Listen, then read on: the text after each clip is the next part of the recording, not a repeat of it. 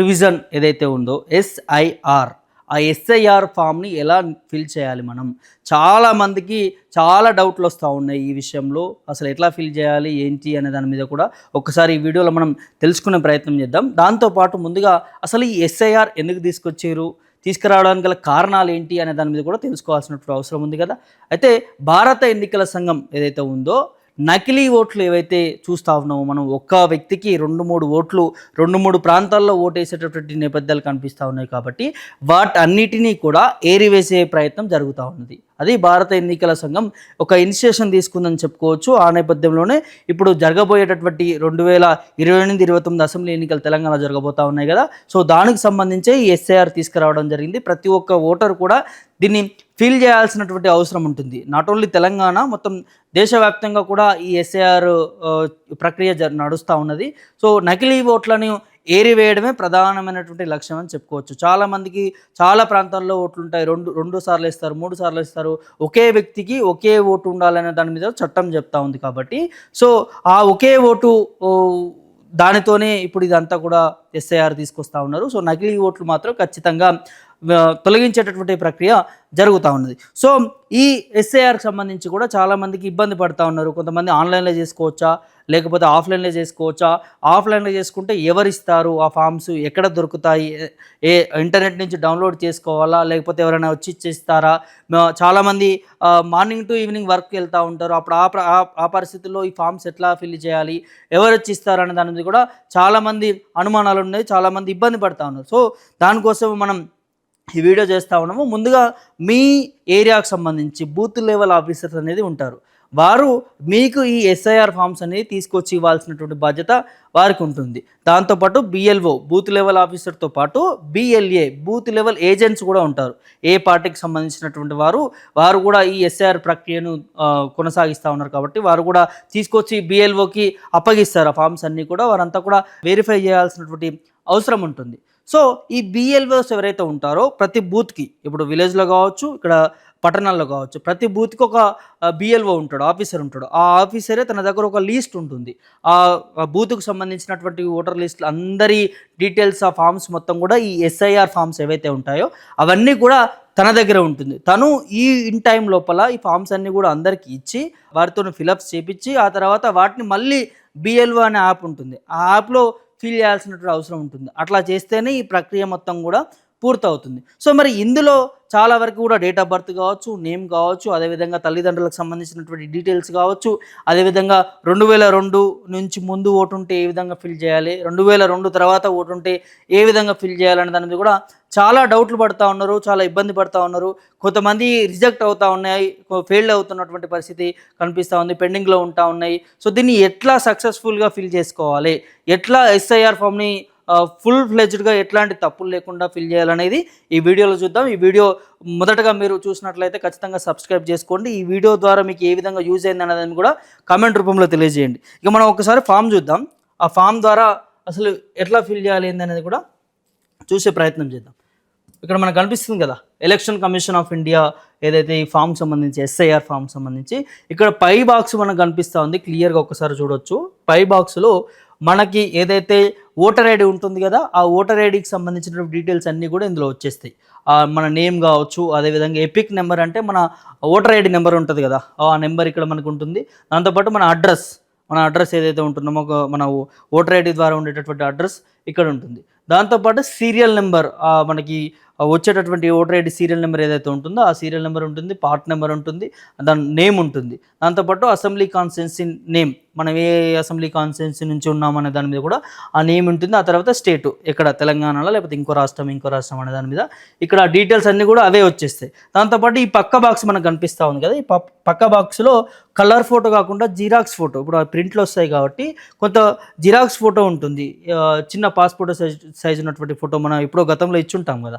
So ఆ photo ఇక్కడ ఉంటుంది. కొంతమంది ఈ జిరాక్స్ ఫోటో కలర్గా అంటే కనిపించట్లేదు, ఫేస్లో ఐడెంటిఫై చేయట్లేదు అనే దాని మీద కూడా వినిపిస్తూ ఉంది. దీంట్లో కూడా కొన్ని ఎర్రర్ జరుగుతుంది అనేది వినిపిస్తూ ఉంది. సో దానికోసం ఇక్కడ క్లారిటీ కోసం సేమ్ మనం ఏదైతే పాస్ ఫోటో ఉంటుందో దాన్ని ఇక్కడ పేస్ట్ చేయాల్సిన అవసరం ఉంటుంది. దీనికి ఒక బాక్స్ కూడా మనకి ఇచ్చారు చూడండి. సో ఇక్కడ కలర్ ఫోటో పేస్ట్ చేయాలి, దీని ద్వారానే మనకి ఐడెంటిఫై అవుతుంది. సో ఈ పై బాక్స్ అంతా కూడా మొత్తం మనకి ఓటర్ ఐడికి సంబంధించినటువంటి డీటెయిల్స్ అవి డైరెక్ట్గా ఆఫీసర్ నుంచే మనకి ఇక్కడ ప్రింట్ అయ్యి వచ్చేస్తాయి కాబట్టి ఇక్కడ పైన ఏం ప్రాబ్లం లేదు, మనం ఏం అక్కడ టచ్ చేయాల్సిన అవసరం లేదు, ఇక్కడ ఫోటో ఒకటి పెడితే సరిపోతుంది.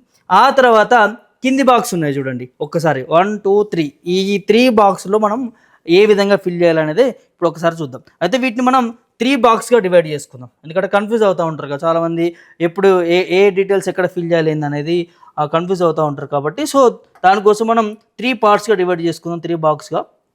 ఇప్పుడు ఈ కింద కనిపిస్తున్నటువంటి కింది భాగం అయితే ఉందో ఇది బాక్స్ 1గా మనం తీసుకుందాం. ఆ తర్వాత ఈ పైన లెఫ్ట్ సైడ్లో ఉన్నది బాక్స్ 2గా, ఆ తర్వాత ఇక్కడ రైట్ సైడ్లో ఉన్నది బాక్స్ 3గా. ఎందుకు నేను కింది నుంచే తీసుకుంటున్నాను అనేది కూడా మీకు డౌట్ రావచ్చు. ఇది మనకు సింపుల్ వే ఉంటుంది.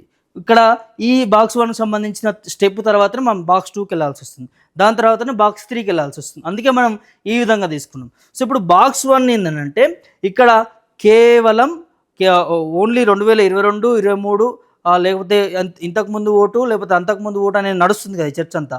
సో ఇది ఎవరైనా ఫిల్ చేయాల్సినటువంటి బాక్స్ ఇది. ఈ కింది భాగంలో ఉన్న 1 నెంబర్ మనం ఇక్కడ పెట్టుకున్నాం కదా, ఎవరైనా ప్రతి ఒక్కరు కూడా ఇక్కడ ఫిల్ చేయాల్సినటువంటి బాక్స్. మరి ఎట్లా ఫిల్ చేయాలని చూద్దాం ఒకసారి. ఇక్కడ మన డేట్ ఆఫ్ బర్త్, మనకు డేట్ ఆఫ్ బర్త్ కనిపిస్తుంది కదా, దానికి ఆపోజిట్లో ఈ కాలమ్స్ ఉంటాయి. ఇందులో మన డేటు, మంత్, ఇయర్ మెన్షన్ చేయాల్సినటువంటి అవసరం ఉంటుంది. ఇది కూడా మరి మనం ఎట్లా వేయాలి, మనకు అంటే చాలా అనుమానాలు ఉంటాయి. 10th క్లాస్లో ఒక విధంగా ఉంటుంది, మన ఏదైతే ఓటర్ ఐడిలో ఒక విధంగా ఉంటుంది, ఆధార్ కార్డులో ఒక విధంగా ఉంటుంది. మరి ఇక్కడ ఏ విధంగా ఫిల్ చేయాలనేది మీకు డౌట్ వస్తుంది. యాజ్ పర్ మనం ఏదైతే మన ఓటర్ ఐడిలో ఉంటుందో, ఓటర్ ఐడి కానీ మన ఆధార్ కార్డు కానీ అందులో ఉన్నట్టుగా ఫిల్ చేయాలనేది బిఎల్ఓలు చెప్తా ఉన్నారు. సో ఈ డేట్ ఆఫ్ బర్త్ అనేది ఖచ్చితంగా మెన్షన్ చేయాల్సిన అవసరం ఉంటుంది. అది నీట్గా, అంటే మనకి ఇక్కడ కూడా ఏదైనా మిస్టేక్స్ మంత్ కానీ డేట్ కానీ ఇయర్ కానీ ఏదైనా మిస్ చేసినాం అనుకో పెండింగ్లో పడాల్సిన పరిస్థితి ఉంటుంది. సో కాబట్టి నీట్గా ఫిల్ చేయండి. ఆ తర్వాత ఇక్కడ ఆధార్ నెంబర్ కూడా ఇక్కడ మనం మెన్షన్ చేస్తే సరిపోతుంది. ఆ తర్వాత మొబైల్ నెంబర్, ఈ మొబైల్ నెంబర్ సంబంధించి కేవలం అంటే ఏది పడితే అది ఇవ్వచ్చా అంటే లేదు, మనం చాలా వరకు ఈ ఫోన్లు మారుస్తూ ఉంటాం, సిమ్లు మారుస్తూ ఉంటాం కాబట్టి. సో ఏదైతే మనకు ఓటీపీ వస్తుంది కదా, ఏది ఈ ఓటర్ ఐడికి సంబంధించి మనం సబ్మిట్ చేసినప్పుడు ఆ ఓటీపీ వచ్చేటటువంటి దానికి వర్కింగ్ చేసేటటువంటి మొబైల్ నెంబర్సే ఇవ్వాల్సిన అవసరం ఉంటుంది. దట్టు ఇంకా మనకి ఆధార్ నెంబర్లకి లింక్ అయి ఉంటాయి కదా ఈ నెంబర్లన్నీ కూడా. మనకు ఆధార్ నెంబర్ ఏదైతే లింక్ అయి ఉందో ఆ నెంబర్ ఇక్కడ ఇస్తే సరిపోతుంది. వేరే నెంబర్ ఇచ్చినా కూడా పెండింగ్లో పడేటటువంటి పరిస్థితి, రిజెక్ట్ అయ్యే అవకాశం ఉంటుంది. ఆ తర్వాత father name, applicant father name, father యొక్క ఎపిక్ నెంబర్ అంటే మన ఓటర్ ఐడి నెంబర్ అన్నట్టు. ఆ ఓటర్ ఐడి నెంబర్ ఇక్కడ మెన్షన్ చేయాలి ఫాదర్. ఆ తర్వాత మదర్ది, ఆ తర్వాత మదర్ నేమ్ మెన్షన్ చేయాలి. ఆ తర్వాత మదర్ ఎపిక్ నెంబర్ అంటే మదర్ది ఓటర్ ఐడి నెంబర్ ఇక్కడ మెన్షన్ చేయాలి.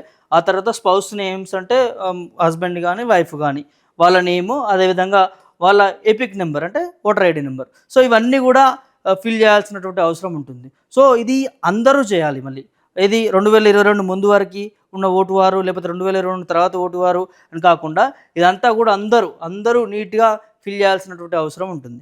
సో ఇది బాక్స్ నెంబర్ 1కి సంబంధించి. సో బాక్స్ నెంబర్ 2కి వెళ్దాం.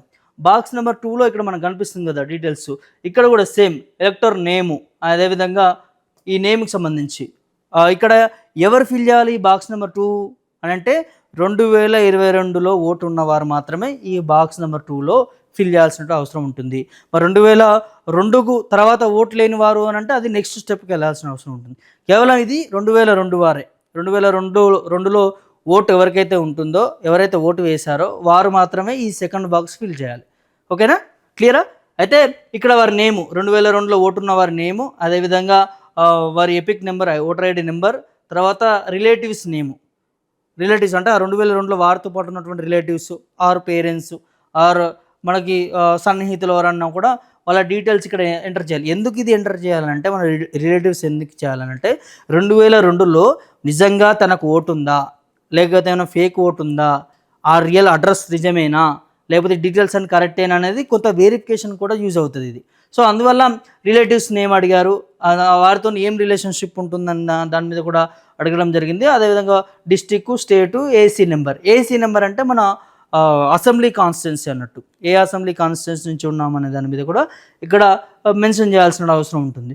ఆ తర్వాత ఏసీ నెంబర్ అంటే ఇక్కడ కింద కనిపిస్తుంది కదా, అసెంబ్లీ కాన్స్టిట్యున్సీ నెంబర్ అంటే మనకి 119 నియోజకవర్గాలు ఉన్నాయి కదా, ఆ నియోజకవర్గాల్లో ఏ నియోజకవర్గం మీ పేరు ఉందనేది మీరు ఒకసారి మీ నియోజకవర్గం నేము క్రోమ్లో కానీ గూగుల్లో కానీ సెర్చ్ చేస్తే మీకు అక్కడ ఆ నెంబర్ ఏందనేది క్లియర్గా కనిపిస్తుంది. ఇప్పుడు ఈ నెంబర్ 2 బాక్స్ ఎవరు ఫిల్ చేయాలి? 2002 వారే.